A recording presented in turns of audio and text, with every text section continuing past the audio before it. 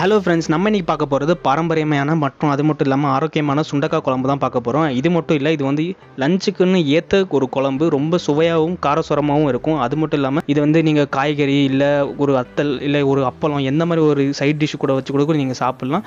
குழந்தைங்களுக்கு ரொம்பவுமே நல்லதானே. அது மட்டும் இல்லாமல் சுண்டக்காயோடு சேர்த்து நம்ம சாப்பிடும்போது அதில் இருக்க நல்ல ஒரு பயன் கூட நம்ம உடம்புல வந்து சேருது. விட்டமின் ஏ இந்த சுண்டக்காய் நிறைஞ்சு கிடக்குது. அது மட்டும் இல்லாமல் உங்களுக்கு கண் பார்வை வந்து அதிகரிக்குது. அதோடு சேர்த்து உங்களுக்கு வந்து நோய் எதிர்ப்பு சக்தி கொடுக்குது. இந்த சேனலுக்கு முதல் முறை வரீங்க அப்படின்னா வணக்கம், இது இந்து வீட்டு சமையல். இந்த சேனலில் டெய்லி ஒரு புது ரெசிபியோடு நாங்கள் ஒரு வீடியோ போட்டுட்ருக்கோம். அது மட்டும் இல்லாமல் அன்றாட சமையலை வச்சு எப்படி உடம்பை வலிமைப்படுத்துறதுங்கிற பற்றியும் வீடியோ போட்டுட்ருக்கோம். ஸோ இது உங்களோட இன்ட்ரெஸ்ட்டாக இருந்தால் மறக்காமல் நம்ம சேனல் சப்ஸ்கிரைப் பண்ணிக்கோங்க அண்ட் கூட இருக்க பெல் ஐக்கானையும் கிளிக் பண்ணிக்கோங்க. வாங்க இப்போ வீடியோக்குள்ளே போகும். இதுக்கு தேவையான பொருட்கள் வந்து ஒரு கப் அளவுக்கு சுண்டக்காய், அதோடு சேர்த்து வெங்காயம், தக்காளி, கொஞ்சோண்டு தனியாத்தூள், அதோடு சேர்த்து மஞ்சள் தூள், அப்புறம் மிளகாத்தூள், இதோடு சேர்த்து தேவையான அளவு உப்பு. கடைசியாக நம்ம இப்போ சுண்டக்காய் நிறம் மாறாமல் இருக்கிறதுக்கு நம்ம வந்து முதல்ல என்ன பண்ணுவோம்னா, இந்த சுண்டக்காவை கொஞ்சோண்டு எடுத்து, அதாவது நீங்கள் சமைக்கிற அளவுக்கு எடுத்துகிட்டு அதை வந்து நல்லா இப்படி இடிக்கணும். நல்லா அதை இடித்து நீங்கள் என்ன பண்ணணும் அப்படின்னா, அது எல்லாமே தூக்கி நீங்கள் வந்து மோர் தண்ணியில் போட்டு வைக்கணும். மோர் தண்ணியில் போட்டு வைக்கும்போது என்ன ஆகுது அப்படின்னா, உங்களுக்கு வந்து நிறம் வந்து மாறாமல் இருக்குது. அது ஏன் இடித்து போடுறோம் அப்படின்னா, அப்போ தான் உள்ளே எல்லாமே சேரும், உள்ளே இருக்க அந்த கலரும் மாறாமல் உங்களுக்கு மோர் தண்ணி வந்து உள்ளே போய் இருக்கும். ரொம்ப நேரம் நீங்கள் வந்து போட்டு ஊற வைக்கணும் அப்படின்லாம் இல்லை. நீங்கள் வந்து சமையல் ஆரம்பிக்கிறது முன்னாடி இதில் போட்டு வச்சிட்டிங்க அப்படின்னா கரெக்டாக இருக்கும். ஸோ இந்த மாதிரி உங்களுக்கு வந்து கலர் மாறாமல் இந்த அளவுக்கு இருக்கணும். ஸோ இப்போ புளியை நம்ம வந்து கரைக்கணும். ஸோ புளியை கரைக்கிறதுக்கு தேவையான புளியை எடுத்து நம்ம தண்ணியில் போட்டு நல்லா கரைச்சி எடுத்துலாம். ஸோ இப்போ ஒரு பாத்திரத்தில் நம்ம தேவையான எண்ணெய் ஊற்றிட்டு, எண்ணெய் நல்லா காஞ்ச அப்புறம் நம்ம இப்போ கடுகு போட்டு நல்லா பொரிய விட போகிறோம். கடுகு நல்லா கரைஞ்ச அப்புறம் நீங்கள் ஒரு ஸ்பூன் அளவுக்கு வெந்தயம் போட்டுக்கோங்க. வெந்தயம் போட்டோன்னே அதோடு சேர்த்து நம்ம ஒரு ஸ்பூன் அளவுக்கு சீரகம், இதெல்லாம் நல்லா போட்டுக்கணும். நல்லா விடிஞ்ச அப்புறம் நம்ம நறுக்கி வச்சிருந்தா வெங்காயத்தை போட்டுடலாம். அது சின்ன வெங்காயம் பெரிய வெங்காயம் எது வேணாலும் இருக்கும். அதோடு சேர்த்து கருவேப்பிலை, இதெல்லாம் போட்டு நல்லா ஒரு 2 நிமிஷம் வதக்கிடுங்க. வதக்கும் போது உங்களுக்கு அந்த வெங்காயம் நிறமாற அளவுக்கு நல்லா வதக்கிக்கோங்க. அதோடு சேர்த்து தேவையான அளவு காயப்பொடி, இது சில பேர் விரும்புவீங்க போடுறதுக்கு, தேவைப்பட்டால் நீங்கள் போடலாம். அதோடு சேர்த்து நம்ம வந்து 2 பல்லு பூண்டு, இதோடு சேர்த்து நல்லா போட்டு நல்லா வதக்கி எடுத்துருங்க. இப்போ அதோடு சேர்த்து தக்காளி போட்டோன்னே தேவையான உப்பு போட்டுருங்க. கரெக்டாக இப்போயே இந்த டைமில் செக் பண்ணிடுங்க, உப்பு கரெக்டாக இருக்கா இல்லையா, எந்த அளவுக்கு இருக்குது அப்படின்னு சொல்லிட்டு.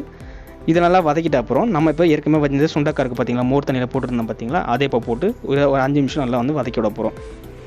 நல்லா சுண்டக்காய் வேகிற வரைக்கும் நீங்கள் வந்து இந்த மாதிரி கிண்டிகிட்டே இருக்கணும். கொஞ்சம் நிறம் மாறினோடனே நீங்கள் என்ன பண்ணணும்னா, ஒரு ஸ்பூன் அளவுக்கு மஞ்சள் தூள், அதோடு சேர்த்து தேவையான அளவு மிளகாத்தூள், இதெல்லாம் போட்டு கடைசியாக தனியாத்தூள், இதெல்லாம் போட்டு மிக்ஸ் பண்ணி விட்டுருங்க.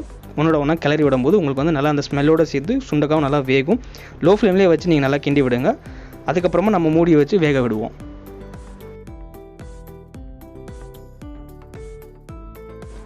இந்த அளவுக்கு மசாலா மிக்ஸ் அளவுக்கு நீங்கள் வந்து நல்லா கிளறி விட்டுருக்கணும். அப்போ தான் மசாலா ஒன்றா அந்த சுண்டக்காய் போய் ஒட்டும். அப்போ தான் காரசுரமாக இருக்கும்.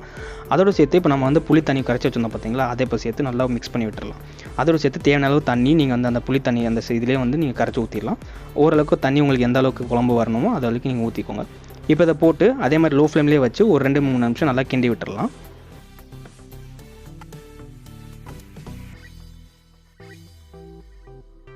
வேகும் போது ரொம்பவுமே அற்புதமாக இருக்குங்க. அந்த ஸ்மெல்லோடு சேர்த்து பார்த்தீங்கன்னா இப்போயே உங்களுக்கு காரசுரமாக நல்ல ஒரு ரெட்டிஷ் கலரில் வந்திருக்கு. ஸோ நீங்கள் காரத்துக்கு ஏற்ற மாதிரி நல்லா நீங்கள் மிளகாத்தூளோ இல்லை போட்டுக்கோங்க. அதோடு சேர்த்து இப்போ நம்ம 5 நிமிஷம் நல்லா வச்சு மூட போகிறோம். இது வந்து நீங்கள் கொஞ்சம் ஹை ஃப்ளேமில் இல்லை மீடியம் ஃப்ளேம்லேயே வச்சு கூட நீங்கள் வேக வைக்கலாம். அதோடு சேர்த்து கடைசியாக நம்ம வந்து தேங்காய் பால், சுண்டக்காய் வந்து உங்களுக்கு ஓரளவுக்கு கசக்குங்கிற ஒரே காரணத்துக்காக தான் காரத்துக்கும் அதுக்கேற்ற மாதிரி சேர்ந்து நீங்கள் வந்து தேங்காய் பால் போடணும். அதனால் கொஞ்சம் உங்களுக்கு வந்து இனிப்பு கொடுக்கும். மெயினாக வந்து கசப்புக்கு தன்மைக்காக மட்டும்தான் இது போடுறது. இதை போட்டு நல்லா ஒரு 2 நிமிஷம் நல்லா கிண்டி விட்டுருங்க. இந்த அளவுக்கு நல்லா நீங்கள் மூடி வச்சு வேக வச்சிட்டிங்க அப்படின்னா இந்த அளவுக்கு நல்லா உங்களுக்கு கொதிஞ்சு வந்திருக்கணும். நல்லா உங்களுக்கு கொதிஞ்சு வந்த அப்புறம் நீங்கள் வந்து உப்பு தேவைன்னா இப்போ வந்து நீங்கள் போட்டுக்கலாம் டேஸ்ட் பண்ணிவிட்டு. ஸோ அவ்வளோதான் ஃப்ரெண்ட்ஸ், இதை வந்து இறக்கிடலாம். எங்கள் வீட்டில் ரொம்ப தண்ணியாக வச்சு சாப்பிட்றதுனால நாங்கள் வந்து கொஞ்சம் வாட்டர் ஜாஸ்தியாக ஆட் பண்ணியிருந்தோம். நீங்கள் வந்து கட்டியாக சாப்பிட்ணும், ஒரு கிரேவி மாதிரி சாப்பிட்ணும், நீங்கள் தண்ணியை கொஞ்சம் குறைச்சிட்டு இன்னும் கொஞ்சம் நேரம் வேக விட்டு அப்படின்னா நல்லா கொதிக்க விட்டு நீங்கள் எடுத்திங்கன்னா உங்களுக்கு வந்து நல்லா கொஞ்சம் கட்டியாக வந்திருக்கும் கிரேவி மாதிரி. அது நீங்கள் சப்பாத்தி கூட வச்சு சாப்பிட்லாம்.